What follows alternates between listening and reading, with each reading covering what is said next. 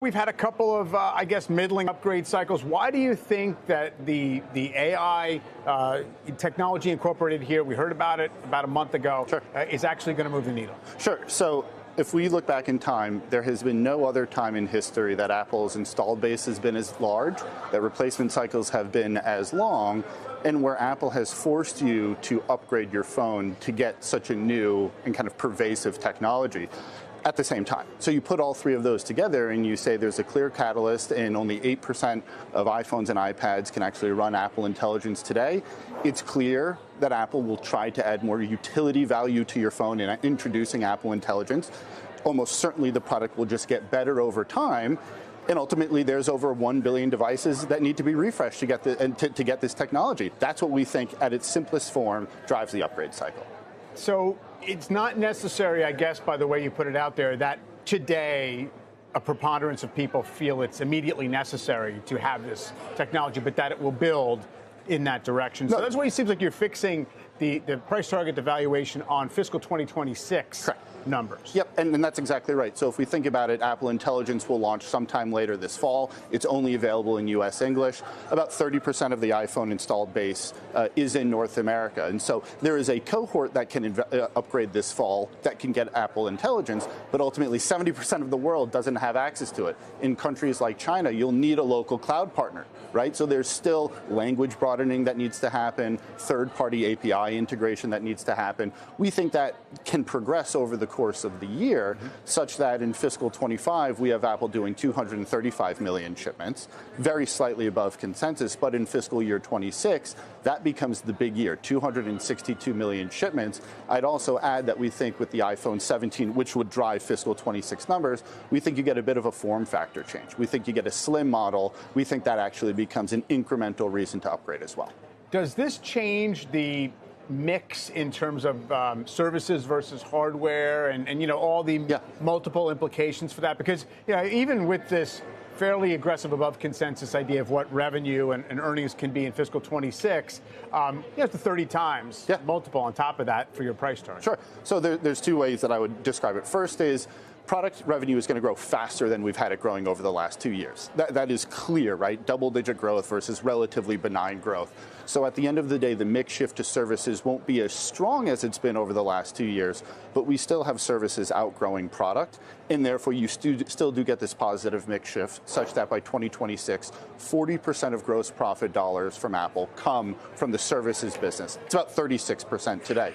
We then say, historically, there's a very clear correlation between services gross profit dollar mix and valuation multiple. So there's a reason to say, even with this cycle, which in and of itself to me is multiple enhancing, if services is growing faster, becoming more of mix, that is still a tailwind to the multiple, albeit earnings revisions still have to drive the majority of this. Yeah, I was good. In the meantime, if you want to remain up to current on the most recent news regarding Apple and the stock market, make sure you subscribe to our channel. To make sure you don't miss the most recent updates, click the follow button. We share updates on the greatest changes and catalysts in the market.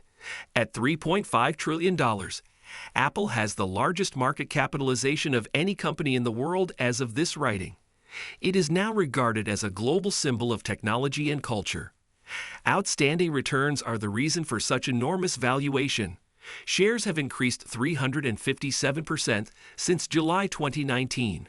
Handily surpassing the NASDAQ Composite Index's 137% total return within the same period.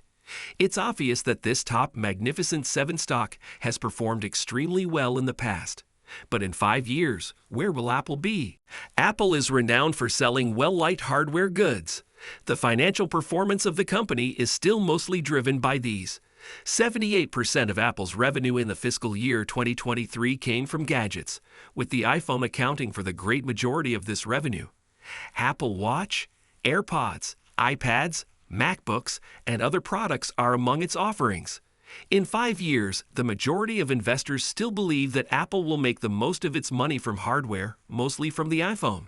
Despite the fact that this item was first released in June 2007 and is now 17 years old, the company keeps releasing newer models.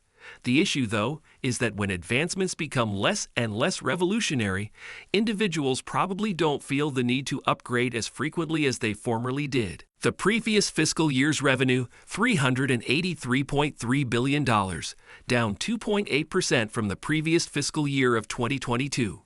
Since Apple is already such a large corporation, it is getting harder to spur significant development. I do not see this changing unless a new product comes out that is truly groundbreaking. Establishing the ecology. Apple makes money from software and services in addition to hardware. In fiscal 2023, these categories brought in $85.2 billion, or 22% of total sales. Cloud services, digital ads, Apple Pay, Apple Card, Apple Music, Apple TV Plus, and the App Store are among the offerings. This segment's benefit is that, in the second quarter of 2024, which concluded on March 30, it had an exceptional gross margin of 75%, which was far higher than the hardware division's gross margin of 37%. Better yet, services have also generally seen faster top-line growth. Selling hardware products is one thing, but they might not generate much revenue on their own. However, Apple stands out due to its adept integration of both software and hardware, which results in an ecosystem that practically locks users in. This explains why Apple has such a strong brand and devoted following. Apple wants to make a greater impression in artificial intelligence, AI, to support this already robust ecosystem. The management revealed improvements that will be included in the newest iPhone model, which is expected to be released later this year. These features include improved writing tools, an upgraded Siri, and ChatGPT integration. Thank you for watching the entire way through. It takes a lot of work and time to create these videos, so if you liked it, please hit the like button and subscribe to the channel. Your support will greatly aid in our growth. Now back to the video. Main pushback you might get if it is just on valuation. I mean, even with meeting your revenue estimates for fiscal 26, I think the 5-year annualized revenue growth is only going to be 5 or 6%. Right? Yep. And that is how, that is ultimately how Apple trades over time, which is, I think we have to be cognizant there are typically 4-year cycles here, or at least that's what we've seen historically, the first 2 being very strong, the third one mediocre, and the fourth up to that cycle, depends. And this year we are entering into this 2-year up cycle. If you go back to 2021 with the 5G iPhone 12 cycle, Apple peaked at about 32 times earnings. That was when the exuberance behind the 5G iPhone cycle was growing. We think the same thing can happen. So my price target is 31 times multiple. Again, a turn discount relatively in line with the historical peak, but you do have services mix as a percentage gross profit dollars higher today than you did back in 2021. That helps to support that call. Is there a longer-term issue? I mean, you have the industry investing hundreds of billions of dollars in capital in physical infrastructure to do whatever AI is capable of doing. Yep. Is there any risk that it, in some respect, displaces either the iPhone as a central, vehicle for a lot of this stuff, or something else? So today, not yet. There have been some, let's call it early use cases or early tests on other devices outside of an iPhone that haven't really come to fruition. The iPhone and the smartphone more broadly is still kind of your key compute device. Now, I think Apple actually has one of the most brilliant strategies that, with the hindsight of 2020, is fair, but we can look back and say Apple is trying to take a very narrow approach to generative AI, provide better insights and better functionality for what Apple can control on the device, but then ultimately try to integrate the best foundation and best multimodal models possible and distribute it to your customer base for free. Yeah. So we all that own an iPhone, it's almost a bit of a capital light approach in which Apple's CapEx is $10 billion. Sure. The rest of the big cloud compute companies spend $150 billion plus a year, but Apple is actually distributing those platforms for free. And so, or at least we perceive to be for free. So it's a very powerful strategy to me that keeps the iPhone and the smartphone as your kind of core compute device for the years to come, where people innovate. That's going to be exciting as an analyst, but we don't see it yet. It is anticipated that the use of AI will increase iPhone sales since consumers will find these functions indispensable to their everyday lives. If this all works out, though, only time will tell. In the past, Apple shares have performed incredibly well, Additionally, shares have increased 18% in the last month since the company's AI strategy was made public, suggesting that the market is optimistic about Apple's future. Right now, the stock is trading around record levels. I think it may be too late to include Apple in your investment portfolio at this point. Compared to the trailing 5 and 10-year averages, the price-to-earnings ratio of 35.5 is significantly higher. To justify this valuation, one would assume that Apple was poised to undergo an above-average growth spurt in the upcoming years. However, it doesn't seem realistic at all. The company is anticipated to grow sales and earnings per share between fiscal 2023 and fiscal 2026 at compound annual rates of 5% and 10%, respectively, based on projections from Wall Street consensus analysts. Monday saw a 2.5% increase in Apple's stock price to a new high as a result of Morgan Stanley raising its price target and designating the stock as a top pick, citing the company's AI initiatives as a driver of device sales. With the release of Apple Intelligence last month, the iPad maker attempted to overtake Alphabet, Google, and Microsoft-backed OpenAI by enticing customers to upgrade their gadgets in order to utilize the new technology. With a gain of almost 20% in shares this year, Apple now has the largest market value in the world at $3.62 trillion, thanks to its recent surge to $236.30. Given the hype over Gen AI-enabled smartphones this year, industry observers predict Samsung and Apple to lead the drive in the global smartphone market recovery. Apple sold 45.2 million smartphones worldwide in the 3 months that ended in June, up from 44.5 million the previous year. However, IDC data shows that the company's market share decreased to 15.8% from 16.6% over the same time.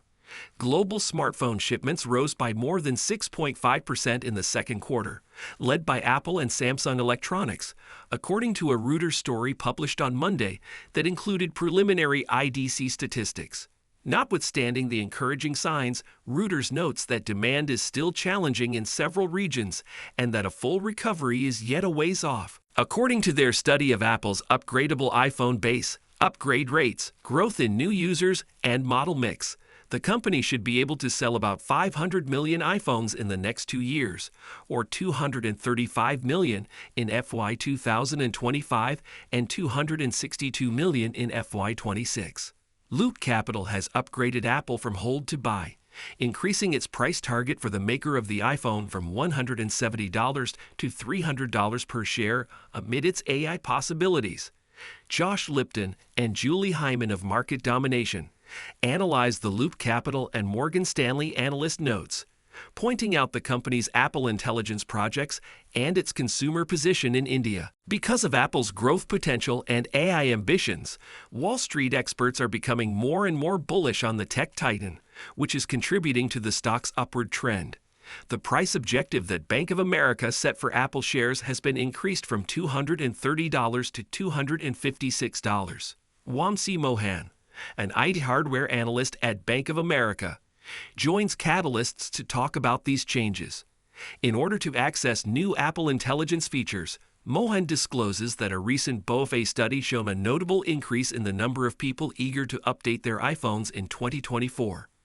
Based on these results, he thinks that Apple might experience a multi-year cycle of growth, especially considering the large number of people who are still using previous iPhone models. Apple isn't always the leader in the market, but when they are, you can be very sure that whatever product they are developing will do exceptionally well. What are your thoughts on Apple stock? Is it worth buying at the moment? Please share your opinions with us in the comments below. And don't forget to share your APL evaluation with us.